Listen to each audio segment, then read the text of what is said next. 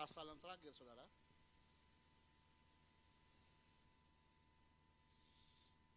Injil Lukas pasal 24 pada ayat yang ke-47, saudara.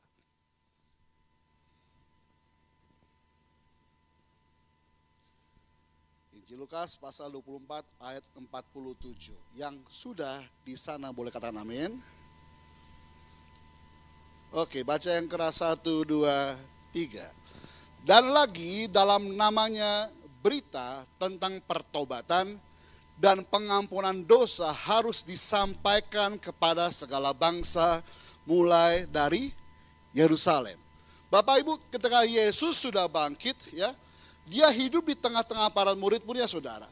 Dia hidup, dia menjumpai para wanita, dia menjumpai para muridnya, saudara. Dan dia menampakkan diri, lalu berkata, damai sejahtera ada padamu, saudara. Lalu ada Thomas yang pada saat itu masih penasaran. Apakah benar ini Yesus yang diceritakan, yang diberitakan bahwa dia akan bangkit dari kematian dan hidup bersama-sama mereka, saudara. Lalu pada ayat sebelumnya, dia datang sama Yesus, ingin mencucukkan jarinya ke dalam lambung Yesus. Dia ingin mencucukkan jari ke dalam tangan Yesus, saudara. Dan perintah inilah, firman inilah, lalu muncul ayat 47. Dalam namanya, berita tentang pertobatan dan pengampunan dosa harus apa? Disampaikan kepada segala bangsa mulai dari Yerusalem. Dalam 1 bulan ini Bapak Ibu, saya sering rajin nonton TikTok, saudara.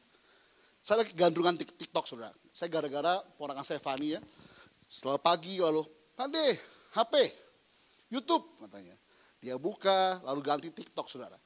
Gara-gara dia saya nonton TikTok, saudara, lalu ada sebuah konten ya. Lalu ada seorang yang ngakui hamba Tuhan, saudara. Lalu tiba-tiba begini, saya bilang, orang Kristen gak boleh pakai tato. Saya bilang orang Kristen gak boleh buat tato, saudara. Bagi saya ini menggelitik, saudara. Kenapa? Karena bagi saya kalau Yesus mati di atas kayu salib untuk kita, saudara. Berarti dirimu dan diriku sudah dibayar lunas. Saya gak anti dengan orang pakai tato. Tetapi kalau engkau pakai tato dengan sengaja, ketika engkau sudah bertobat, itu bagi saya bermasalah. Kenapa? Karena ayat 47 berkata bahwa berita tentang apa? Pertobatan, saudara. Ada kata metanoia. Ada kata metanoia, ada kata metanos yang berubah bukan hanya diri kita, tetapi pikiran kita berubah hari ini, saudara. Hari satu, Pak Riko udah menyinggung sedikit tentang metanoia, saudara. Ada perubahan 180 derajat. Waktu saya zaman SD, SMP, SM, Bapak Ibu ada pelajaran biologi. Lalu ada sebuah gambaran metamorfosa. Ya, dari apa namanya? Ulat, kepompong, kupu-kupu. Ada perubahan yang sangat-sangat signifikan bahwa dari ulat tadi dia berubah menjadi kepompong, saudara. Lalu kepompong tadi berubah menjadi apa? Kupu. Dari hal yang menjijikkan tadi, ulat tadi akan menjadi hal yang sangat-sangat indah. Harusnya diri kita hari ini seperti gambaran metanoia tadi. Memang dulu kita berdosa, jijik di hadapan Tuhan. Tapi ketika engkau mau hidup berubah sama Tuhan, saudara saya menjadi biji matanya Tuhan yang berharga, yang sangat dihargai oleh Tuhan. Amin. Itulah kenapa hari saya mau berbicara mengenai sudah lunas, saudara. Pak, apa sih maksud sudah lunas, Pak? Yuk kita buka yuk Bapak Ibu. Dalam 1 Korintus pasal 6 ayat ke-20. Surat Paulus kepada jemaat di Korintus bicara gini Bapak Ibu.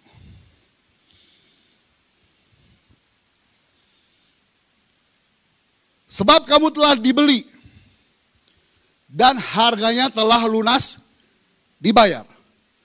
Karena itu muliakan Allah dengan apa? Tubuhmu. Sebab kamu telah dibeli dan harganya apa? Lunas dibayar. Saudara. Saya selalu menggambarkan ketika baca firman ini Bapak Ibu, saya menggambarkan kalau saya itu punya hutang saudara. Hutang saya 1 triliun. Setiap hari saya berpikir bagaimana saya caranya bayar hutang. Ada bunga yang harus saya bayar. Bunganya 1 bulan itu 10% Bapak Ibu. Berarti 1 bulan 100 juta. Dan kalau nggak bisa bayar bulan depan roll over. Saudara, akan terus kayak snowball, bola salju. Tiba-tiba saya dalam keadaan depresi. Datanglah Pak Riko ke saya. Pak Bim, kenapa? Stres gue. Gue udah jobless, gak punya kerjaan. Ya, gue gak punya uang hari ini. Utang gue banyak banget. Terus Pak Riko bilang sama saya, berapa jumlahnya Pak Bimo? Utang pokok gue 1 triliun. Bunga gue 10%. Berarti gue 1 bulan ya minimal 1,1 lah gitu ya. Nah gue mikir kan bagaimana cara bayar ya kan. Terus tiba-tiba Pak Riko bilang sama gue gini. Tenang Pak Bimo. Hutang lu gue bayar lunas. How come? Gue punya belas kasih sama lu. Gue gak pengen Pak Bimo badan lu yang keren ini. Ya, lu kurus kering meronta-ronta. Ya. Lu gak bisa lagi makan samcan goreng gitu kan. Karena gue tahu sifat Pak Riko itu gak bisa melihat saya kelaparan saudara. Lalu bilang sama saya, udah gini aja besok lu ikut gue. Kemana Pak Riko? Udah ikut gue lah. Terus akhirnya dia menemani saya untuk pergi kepada orang yang memberi hutang sama saya. Pak Riko bilang sama saya, berapa total hutang Pak Bimo? 1,1. Oke? Harus bagaimana cara bayar? Harus cash hari ini. Kalau nggak bisa cash bagaimana? Ya jalan terus bunganya. Akhirnya Pak Riko ngambil gironya, ceknya. Dia tulis, cet, ya. Dia tarik tanda tangan, set. Dia kasih ke orang itu. Hari itu orang yang ngasih hutang saya bilang ini, oke Pak, sudah lunas. Setuju ya? Nggak punya ikatan hutang apa-apa lagi. Bunganya nggak jalan lagi. Sudah berhenti. Bagaimana respon saya kepada orang yang telah membayar hutang kepada saya? Saya pasti begini, Pak, makasih Pak Riko ya. Kalau nggak ada lu Pak, gue nggak tahu bagaimana cara bayar hutangnya. Pak Riko, apa yang bisa gue lakuin Pak? Gue tahu Pak Riko tuh suka makan apa. Ya, lalu gue masakin nih. Gue masakin, lalu besok pagi gue datang ke rumah Pak Riko memakai baju yang terbaik. Kenapa? Karena gue tahu gue gak bisa balas budi Pak Riko karena sudah bayar hutang saya. Saya kasih ke Pak Riko, take, sia-sia nih, kamsia. Itu doang gue tahu ya, karena gue cira abal-abal saudara. Terus Bapak Ibu, apa respon berikutnya lagi? Gue percaya apapun yang Pak Riko ngomong pasti gue lakuin. Kenapa? Karena saya punya hutang budi. Pak Riko bilang ini sama saya, Bim, mulai hari ini lu jangan pernah buat utang lagi. Supaya gak lu kelilit utang. Dengar gak nasihat Pak Riko? Gue yakin gue denger. Kenapa? Karena saya tahu hutang lagi berarti masalah lagi kan. Akhirnya Bapak Ibu mulai hari itu saya berniat dengan diri saya. Saya gak akan pernah buat hutang lagi. Ini gambaran bagaimana Bapak Ibu dan saya ketika engkau melakukan dosa. Itu akan mengikat terus dirimu. Alkitab berkata, engkau sudah dibeli dan dibayar apa? Lunas. Jangan buat hutang lagi. Ini lagi pandemi gini Bapak Ibu, saya buka medsos, di YouTube kah, di Instagram kah, iklan pinjaman online. Ya. Gampang kok, cuman cukup fotokopi KTP, lalu cair. Sangat menggiurkan Bapak Ibu. Kartu kredit pun sama, udah Pak, gak usah pakai slip gaji Pak, udah fotokopi KTP Pak, pokoknya tenang Pak. Kita bantu sampai lunas, sampai selesai. Datang kartu kreditnya kan. Waktu awal make, gak terasa. But. Pas terakhir ya terasa gak? Terasa. Ketika tagihan datang, lu stres. Ketika debt collector datang, tambah stres. Hutangmu, dosamu itu melilit seperti itu. Awal melakukan itu enak saudara. Tapi sepanjang hidupmu, kalau engkau belum menyelesaikannya, akan terus mengikat dirimu. Alkitab katakan, muliakanlah Allah dengan apa? Tubuhmu. Saya punya sebuah tanah, Bapak Ibu. Saya tulis di depannya, tanah ini tidak dijual, milik Mas Bimo.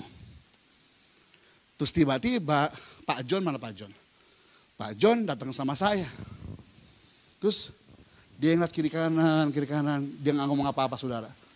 Lalu dia pulang ke rumahnya, dia menggambar mapping tanah saya bagaimana.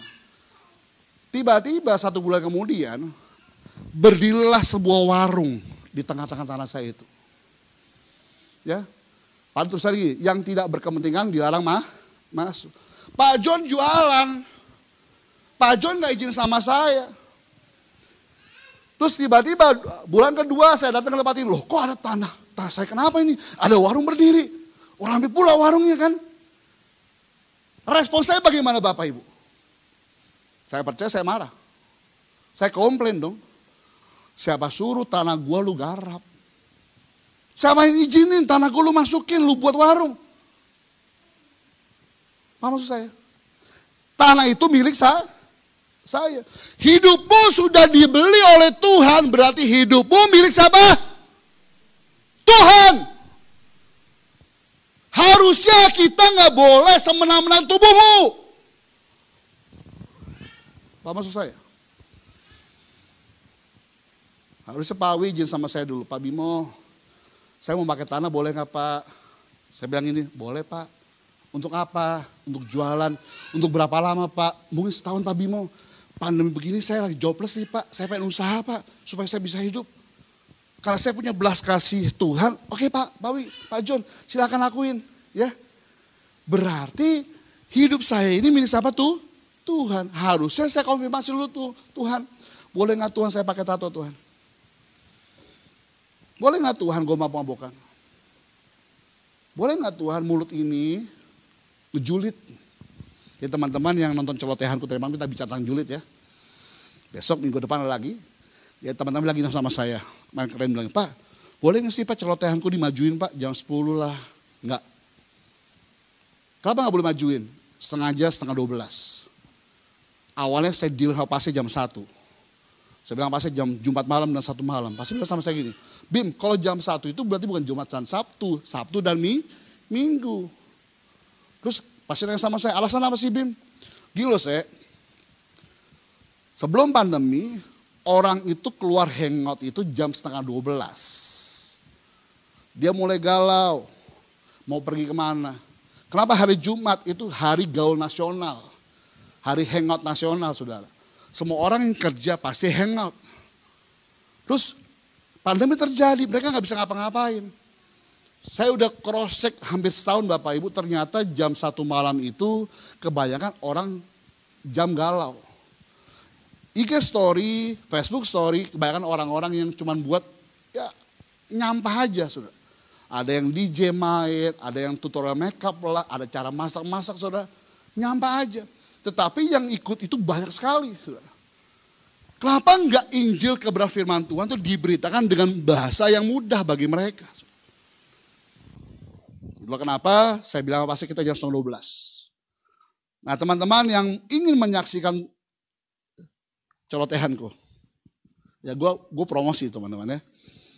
Terus dia bilang, Pak kok ngomong ngalu gitu Pak? Namanya juga celoteh. Tapi ada pesan yang akan kita sampaikan dengan bahasa mereka saudara. Minggu lalu kita bahas tentang baju haram. Ya. Terus kemarin di Komsel nanya baju haram itu apa. Untung gue gak ikut Komsel. Jadi gue gak bahas saudara. Ada juga tuh gini, baju haram itu karena baju dipakai Om Bimo. Lu pikir gue haram apa ya? Lu pikir gue mau minyak babi? Ya Bapak Ibu ya, saya gak anti dengan kemajuan zaman saudara. Gue ngikutin kok, buktinya gue keren hari ini gue pakai brewok kan. Sepatu gue keren, baju gue keren kan. Yang gak keren cuma satu, badan gue gak pernah keren saudara. Bapak Ibu harus paham bahwa hidupmu dan hidupku sudah apa? Dibeli dan sudah apa? Lunas. Alkitab berkata muliakan Allah dengan apa? Tubuhmu. Ternyata munculnya 2 kali loh. Pasal berikutnya. 1 Korintus pasal 7 ayat 23. Saudara.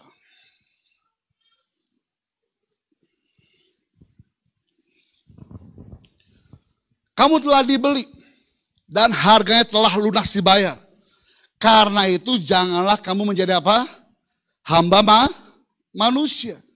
2 kali Paulus ngomong dengan surat yang sama tapi beda pasal Bapak Ibu. Tapi dia negaskan kembali ada 2 kali pengulangan. Kamu telah apa? Dibeli dan harganya telah lunas dibayar. Kali Paulus ngomong ini, janganlah kamu menjadi hamba manusia. Artinya janganlah kau mengikuti keinginan dagingmu hari ini saudara.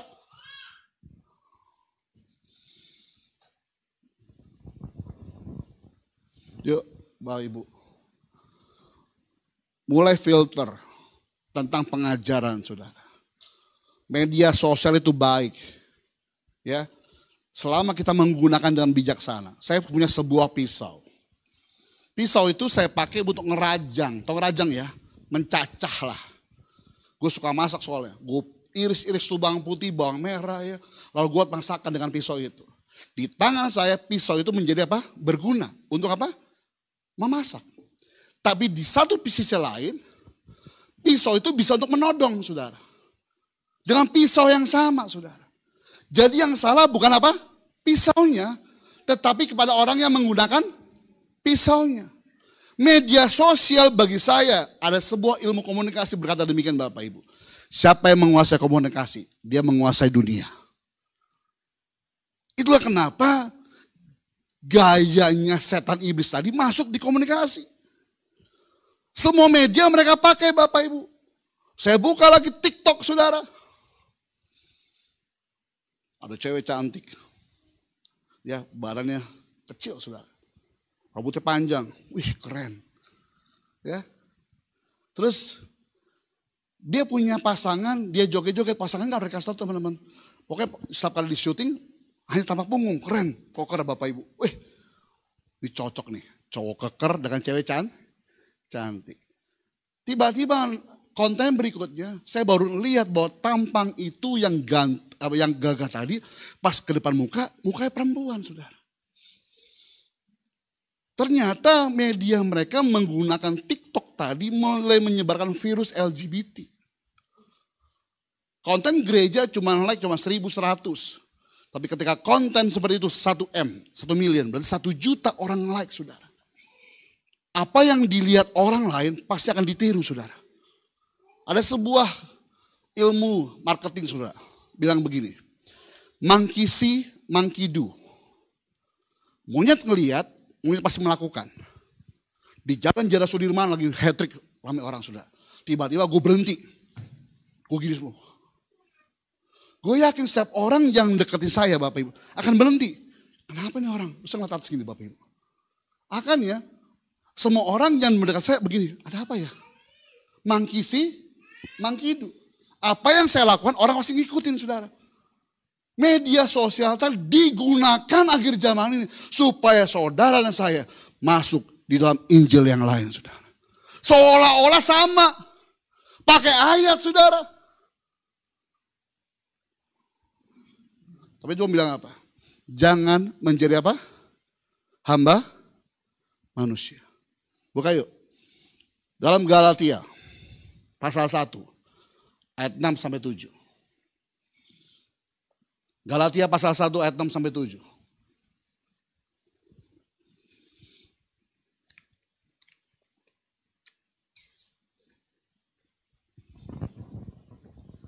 Aku heran bahwa kamu begitu lekas berbalik daripada dia.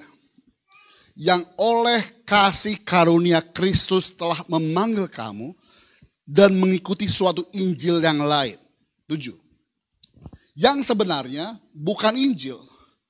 Hanya ada orang yang mengacaukan kamu dan yang bermaksud untuk memutarbalikkan Injil Kristus. Apa tuh si Injil, saudara? Injil Euangelion, kabar baik. Gak pernah ada kabar baik itu ditolak orang lain, saudara. Pagi-pagi, kemarin Bapak Ibu ya, terus sekitar jam 5:30 pagi, Busil WA saya, jarang-jarang tuh. 5:30 pagi, gue baru buka HP, muncul Busil. Pesannya, kabar baik. Om doain, ponakannya masih bayi, perutnya membesar, kakinya boleh biru, saudara. Kalau orang yang meresponi berita itu, waduh pasti begini, pasti gitu. Ada udah overthinking, pasti begini bla bla bla bla, saudara. Apa respon kita? Kita doakan. Lalu saya masuk ke grup TOP, ya, tolong doakan kabar update begini. Gak berapa lama, Om sudah meninggal. Jadi ponakan Pase kemarin meninggal, saudara. Lalu kita makamkan masih umur 9 hari ya, Busil ya. 9 hari, saudara. Responnya apa? Kalau orang yang di luar Tuhan pasti nangis-nangis. Seperti gak punya pengharapan Bapak Ibu. Tapi ada Injil diberitakan. Bahwa orang yang percaya sama Tuhan, yang berharap sama Tuhan tidak akan pernah apa? Dikecewakan, saudara. Pemakaman, ya, 11:30 siang. Pemakaman bagi saya adalah tempat untuk saya menyampaikan kabar baik, saudara. Ada tempat, beberapa tempat. Satu itu ketika orang sakit. Orang sakit gak pernah nolak untuk diberikan kabar baik. Yang kedua, rumah duka, pemakaman. Paling mudah memberikan kabar baik Yesus Tuhan. Di tengah pemakaman yang hadir bukan semuanya orang Kristen, saudara. Bagi saya ini momen gua untuk ngomong Yesus Tuhan. Buang urusan. Yang ketiga Bapak Ibu, ketika ada pernikahan. Pernikahan terjadi yang hadir kan gak semua orang Kristen kan. Yang mudah adalah beritakan Injil kepada mereka, saudara. Tentang kabar baik. Nah, tapi kabar baik ini ada yang menyelewengkan, saudara. Ayat 6 dan ke-7. Mereka mendengar kabar baik. Kenapa? Karena mereka merasa, gue udah berdosa nih. Ketika ada orang yang menerima mereka padanya, dia pasti ikut, saudara. Saya pernah informasikan. Di Sulawesi Utara ada gerakan namanya Gerakan Gereja Setan. Yang menamai mereka sendiri, kaum itu. Kalau saya sampai 1 jiwa, jelai khusus Bapak Ibu. Perempuan cantik masih muda 16 tahun. Rambutnya bondol. Jelai khusus Bapak Ibu, dia cerita sama saya semua detail. Berapa orang member kamu? 40? 100? Saya penasaran Bapak Ibu, bagaimana caranya? Ternyata gerakan ini mencari orang-orang di media sosial. Yang sering posting orang tentang sedih, patah hati. Tentang orang berantem rumah tangganya. Jadi gerakan ini mencari broken home dan broken heart, saudara. Dapatlah orang ini. Diajarilah bagaimana caranya. Diikatlah dengan gaya mereka Bapak Ibu. Dan dia beritakan apa? God is love and love is God. Tuhan itu kasih dan kasih itu Tuhan. Cara mereka beribadah pun unik, saudara. Doing sex dengan sejenisnya, saudara. Mau tahu berapa jumlah mereka? Di kota kecil Manado dan Bitung. 1.000 orang. Itu baru 2 kota, saudara. Orang ini pulihkan dibawa ke Jakarta Bapak Ibu. Di Jakarta ternyata banyak sekali member mereka. Ada Injil yang lain. Supaya orang ini berbalik dari Injil Kristus, saudara. Pertanyaan saya mudah hari ini. Kabar baik yang kau terima hari ini. Untuk memuaskan telingamu. Atau engkau mau hidup menurut perkataan Tuhan. Banyak orang Kristen ikut Tuhan cuma mau enaknya doang. Tapi gak pernah mau tahu kebenaran firman Tuhan yang sesungguhnya, saudara. Yang sakit disembuhkan, amin. Yang miskin dipulihkan Tuhan, amin. Gitu ya. Cuma sebatas itu doang. Senang dengan gaya itu doang, saudara. Tapi ketika firman Tuhan, pikul salib. Wah, sebentar dulu. Kan salibnya sudah sama Yesus. Saya gak pikul salib lagi. Amen. Ikut Yesus itu harus mau dari kita dulu hari ini, saudara. Kenapa? Ketika engkau sudah dibeli oleh Tuhan, saya mau bilang, kau bukan lagi menjadi hamba manusia. tapi menjadi hambanya Tuhan. Yuk kita buka yuk. Roma 6 ayat 19.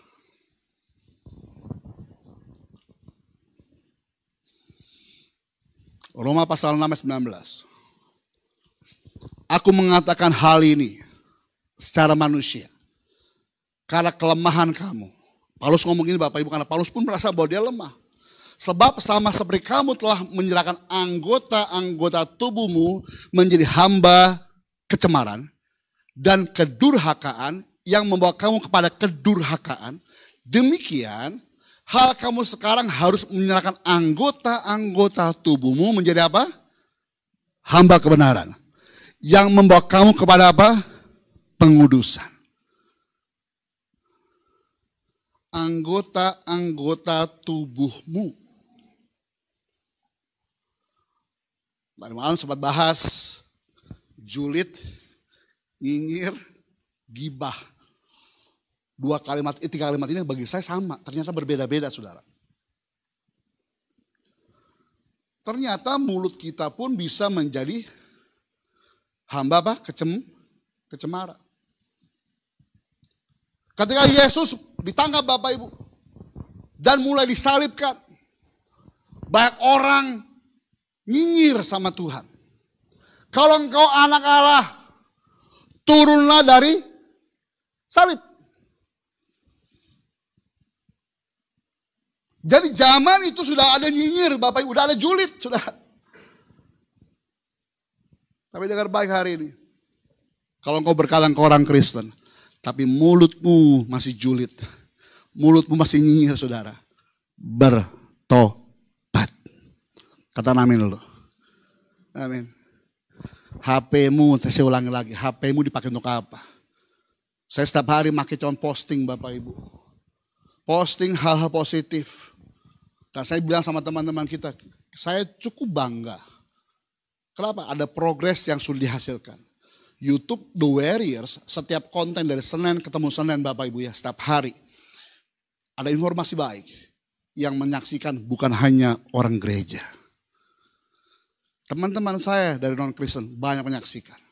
Setiap kali saya share mereka ke WA grup Bapak Ibu, puji Tuhan, ini gue nantikan. Artinya mereka sedang menantikan apa? Kabar baik. Berarti apa yang kita kerjakan untuk menjadi berkat untuk orang lain. Berita tentang pengampunan dosa, berita tentang pertobatan sudah harus sampai kepada semua orang mulai hari ini. Gak ada amin. Mulai dari Yerusalem. Dari kita dulu. Terus Bapak Ibu, tapi saya sudah terlanjur Pak. Saya sudah berdosa Pak. Saya sudah pakai tato Pak. Tenang. Ada kabar baik hari ini. Ketika kau datang sama Tuhan hari ini, kau dipulihkan Tuhan. Dan kau diterima apa adanya. Tapi jangan buat dosa lagi. Ada seorang perempuan, Bapak Ibu saya yakin percaya ini udah pernah baca. Ada seorang perempuan dibawa ke depan Yesus Tuhan. Para pemuka agama bilang ini, hukum dia. Respon Yesus ini luar biasa bagi saya Bapak. Kenapa? Dia tetap tenang. Dia gak gegabah. Dia gak merasa bahwa dia Tuhan, dia pasti bisa mendakwa orang ini. Enggak. Dia cuma tenang. Dia menunduk, jongkok. Dia coret-coret tanah. Ya. Perkataan Yesus menohok untuk semua orang. Jika di antara kalian tidak ada yang berbuat dosa, silakan hakimi dia. Didakwa bahwa perempuan ini berbuat zina. Kok berbuat zina, kok kenapa yang dibawa cuma perempuan doang? Yang laki-lakinya mana? Kok ketangkep basah berbuat zina, kenapa perempuan doang dibawa? Yang laki-lakinya mana? Analisa saya, jangan-jangan di antara para pemuka agama tadi ada yang pelakunya. Supaya dia menutupi kesalahan, dia ulang, pokoknya rajam. Saudara. Yesus berdiri, semua bubar. Betul ya? Yesus gak berdosa. Dia punya hak kok merajam perempuan itu. Kan Yesus ngomong ini, di antara kalian yang gak berbuat dosa silakan apa? Hakimi. Hanya Yesus yang gak berbuat dosa, tapi dia gak menghakimi. Dia ngomong apa? Pulang. Dan jangan buat dosa lagi. Ini kabar baik hari saudara. Kalau Pak gue udah tatoan Pak, oke gak apa-apa. Lu bertobat hari sungguh-sungguh, lu stop jangan buat tato lagi. Pak gue berzina Pak, ya oke Tuhan terima lu hari Tuhan ampuni lu penghapusan dosa. Jangan berzina lagi. Saya sedang mentoring teman-teman, ada sekitar 40 orang. Ya, pakai Zoom, itu LGBT saudara. Benar-benar banci. Saya sudah 1, 2, 3 bulan ini. Nanti masuk 1 Mei, ada mentor ulang lagi. Mereka cerita Bapak Ibu, awalnya tuh orang cuma kumpul-kumpul biasa. Mungkin cuma gaya-gaya banci biasa kali ya. Biasa baca-baca kalian kan, baca salon ya, ternyata Bapak Ibu. Lalu ketika pas tahap kedua, mulailah saya bilang gini sama mereka. Lu harus jadi apa adanya. Masa sama kita lu fake face, munafik. Tapi sama Tuhan tetap lu munafik. Lu harus terbuka apa adanya. Saya buat ruang kesaksian Bapak Ibu di situ. Ternyata mereka mengaku, iya Pak saya tuh banci tulen loh Pak. Maksudnya apa? Dia tinggal di Manado, dia pindah ke Balikpapan Bapak Ibu ya. Tujuannya supaya dia bisa lepas dari dunianya saudara. Tetapi ikatan daging itu begitu kuat. Sampai kepada sebuah gereja, ada doa semalaman Bapak Ibu. Dia ada dorongan sengaja untuk duduk di depan gembalanya saudara. Gembala gereja itu. Rambutnya panjang. Terus cantik sekali kata dia. Untuk gua gak naksir saudara. Ya, untung dia ngomong duluan. Terus tiba-tiba Bapak Ibu, ada dorongan dari dirinya dia untuk menggoda pendeta itu. Dia pakai rok mini, kakinya dibelah, itu Bapak Ibu yang modal ya. Dia pakai baju agak minim saudara ya. Dia uji itu pendeta. Dia bilang gini, gak bisa gue. Yang belum dilakukan cuma satu Pak kata dia. Apa? Gue belum sampai operasi. Uang udah ada Pak. Ada sponsornya Pak.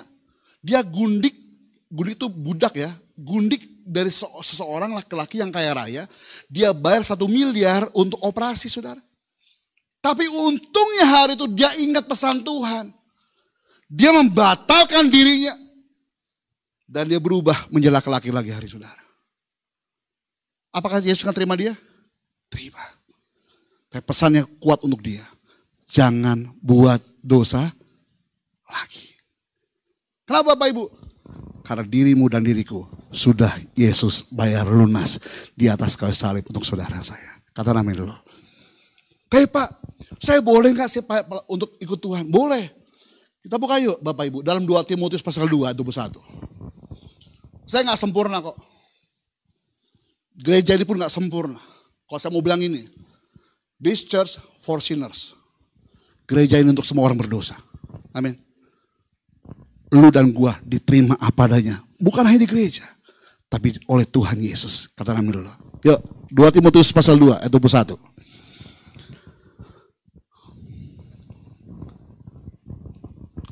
Jika seorang menyucikan dirinya dari hal-hal yang jahat. Ia akan menjadi perabot untuk maksud yang apa? Mulia. Ia dikuduskan, dipandang layak untuk dipakai tuannya. Dan disediakan untuk setiap pekerjaan yang mulia.